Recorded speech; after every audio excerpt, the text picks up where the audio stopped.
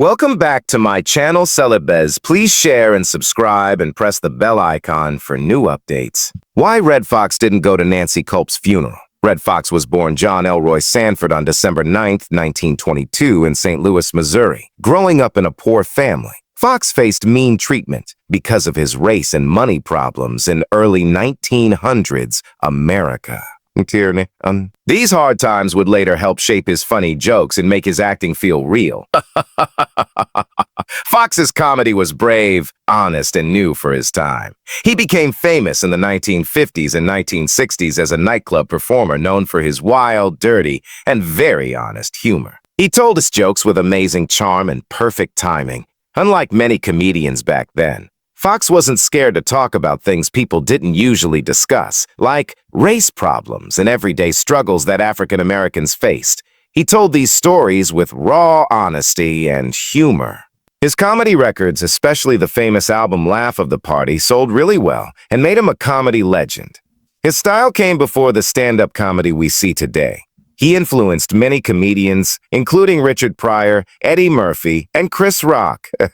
The best part of Redd Foxx's career came with his role as Fred G. Sanford on the amazing TV show Sanford and Son, which was on TV from 1972 to 1977. The show was huge with people breaking down race barriers on TV and showing African-American characters in a complex, funny, and easy-to-relate way. Foxx is acting as Fred Sanford, a grumpy but lovable junk dealer with a sharp wit and big heart, connected with audiences all across the country. His famous sayings like, "You big dummy," and his perfect comedic timing made him known in every household. Sanford and Son also opened doors for more African-American-led TV shows in the years that followed, making Foxx a pioneer in TV history. Beyond the laughter and TV fame, Redd Foxx was a man with many layers and depth. He faced personal problems, including struggles with health issues and money troubles. But he stayed committed to his work and his fans. His influence went beyond comedy. He was a symbol of Black power during the civil rights time, using humor to challenge how society worked and bring people together. Foxx also tried music and movies, showing his many talents as an entertainer. His work paved the way for future generations of comedians and actors of color, breaking stereotypes and expanding African-American representation in the entertainment world. Redd Foxx's personal life was marked by many relationships that showed both his complex character and the ups and downs of his career.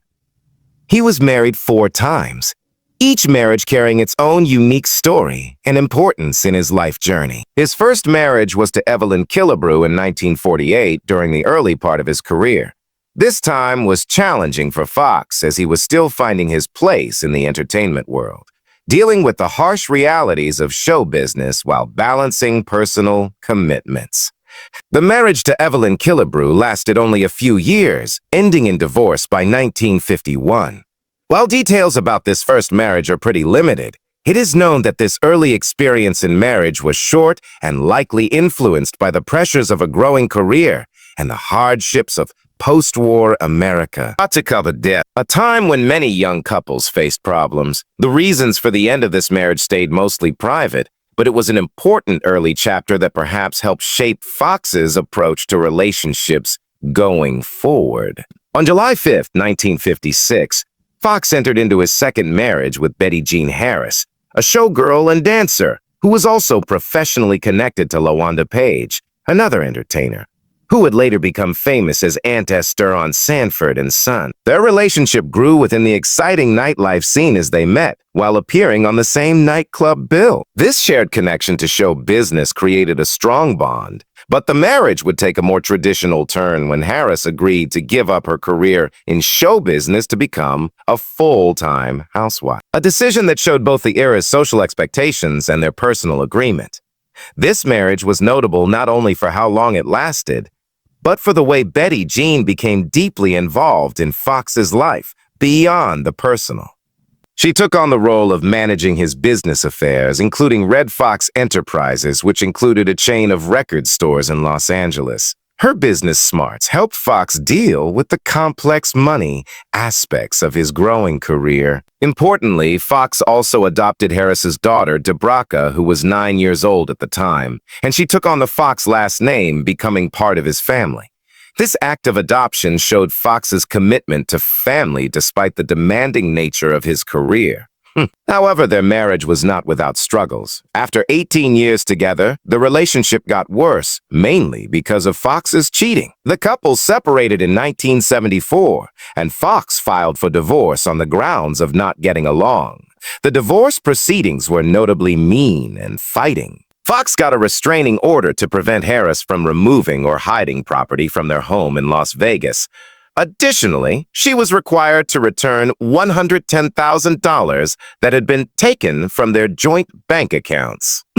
The legal battles and money disputes showed the difficulties that can come with long-term relationships, especially when mixed with business. Foxx's absence at Debraca's wedding in 1975 further highlighted the personal distance that had grown between him and his family. Foxx's third marriage brought a new chapter in his life, one marked by cultural contrast and personal trouble. He married Joy Yoon-chi Chung on December 31, 1976, at the Thunderbird Hotel in Las Vegas.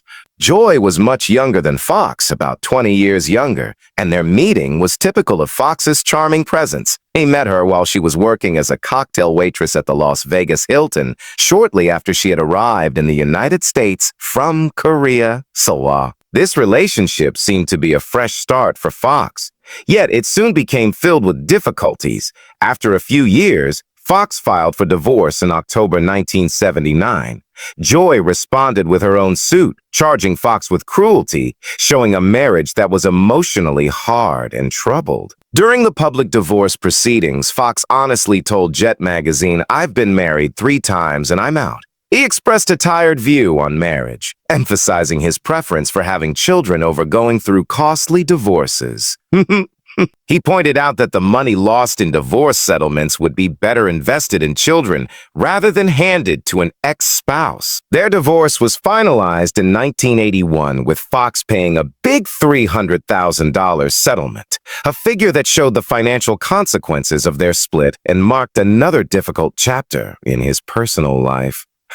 Despite his previous disappointment with marriage, Foxx married for a 4th and final time in July 1991. His bride was Cho, a woman from Seoul, South Korea. They met at Ballas Hotel and Casino in Las Vegas, continuing Foxx's pattern of forming relationships in the exciting entertainment and casino environments that were central to his adult life. Interestingly, Foxx had previously expressed a strong reluctance to marry again after his third divorce, openly speaking against the institution due to the pain and financial loss it caused him. However, his marriage to Cho was different. He credited her with unwavering support through his many trials, especially during his difficult battles with the IRS when he was struggling financially. Foxx told Jet magazine that she had stood by him even when he didn't have a nickel, expressing hope that she would remain by his side when his fortunes improved. His words, "I'll give her 75 cents of it," showed his humor, affection, and a humble recognition of their partnership during hard times. The wedding took place at the Little Church of the West in Las Vegas, a popular spot for celebrities and quick weddings, followed by a reception at the Hacienda Hotel, marking a joyous occasion late in Foxx's life and career. Redd Foxx's absence from Nancy Kulp's funeral was a subject of surprise and curiosity among fans and the entertainment community alike. The reason for his not attending, however, goes far beyond simple scheduling conflicts or public disinterest. It is rooted deeply in the complex and private relationship the two once shared, a relationship that was carefully hidden from the public eye during their lifetimes. Nancy Kulp and Redd Foxx, despite their different public images and career paths, had dated in secret for a significant period, a chapter in both of their lives that few knew about until much later. Redd Foxx, best known for his groundbreaking role as Fred Sanford on the iconic television show Sanford and Son, was a man who often guarded his personal life fiercely. While he was widely celebrated for his sharp wit and pioneering contributions to comedy, those close to him understood that his private affairs were usually kept under wraps. His relationship with Nancy Kulp, was one of those hidden parts. Nancy Kulp, famous for her role as Miss Jane Hathaway on the Beverly Hillbillies, was a respected actress with a gentle and somewhat quiet public persona. The two seemed an unlikely pair to many outsiders, which likely contributed to their decision to keep their romance secret.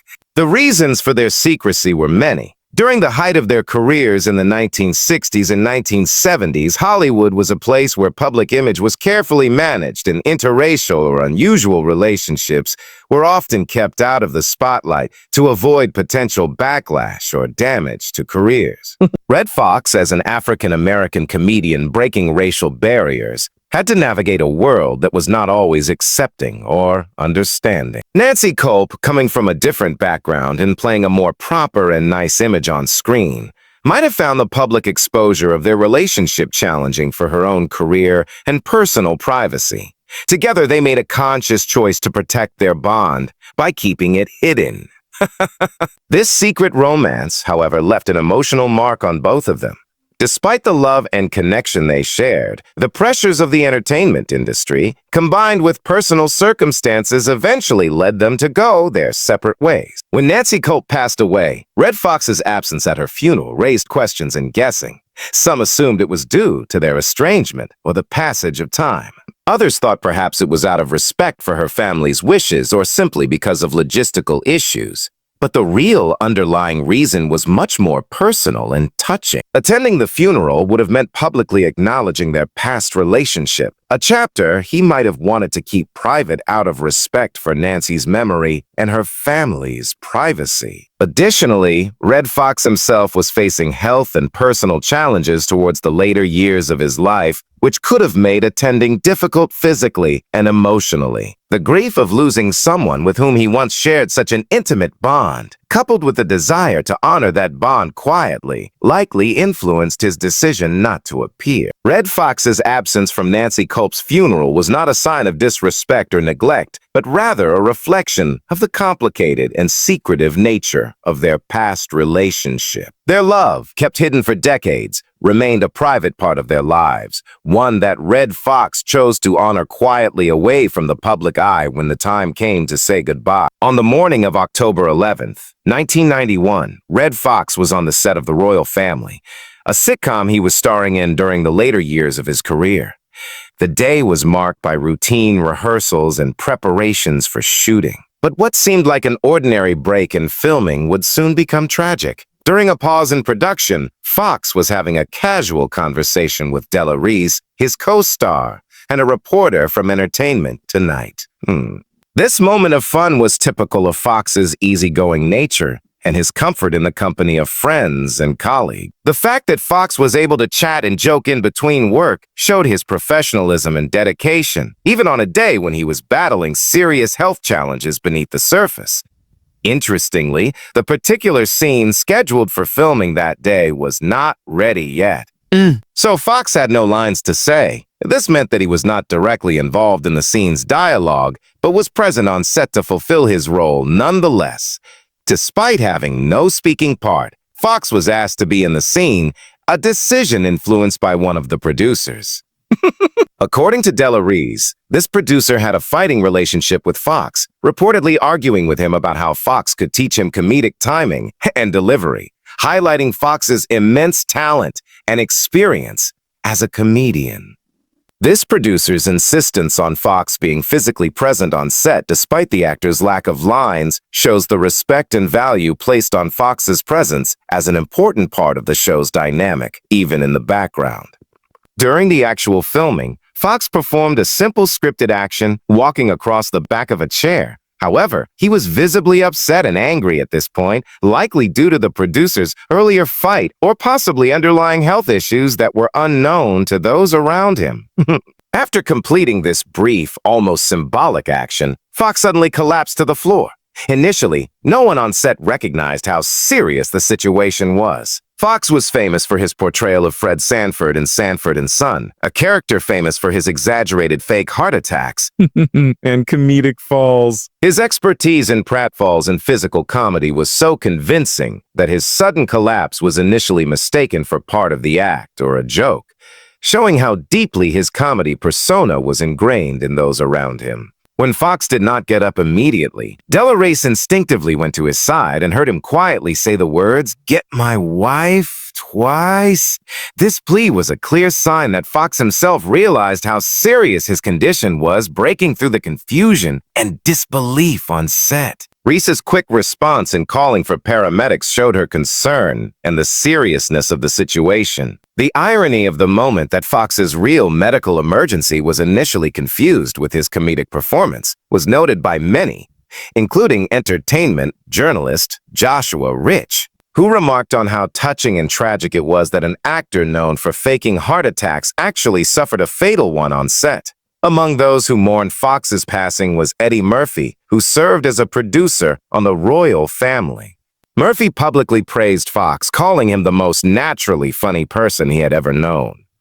This tribute from one of the biggest comedy stars of the era highlighted Foxx's deep influence on the world of comedy and entertainment, as well as the personal impact he had on those he worked with. After the collapse, Foxx was brought back to life temporarily on set and rushed to Queen of Angels Hollywood Presbyterian Medical Center, where medical professionals worked to stabilize him. Despite their efforts and 4 and 1/2 hours of critical care, Foxx was pronounced dead. The rapid progression from a moment of laughter and casual conversation to the end of his life was a stark and heartbreaking turn, showing both the fragility of human life and the tragic loss of a beloved comedic icon.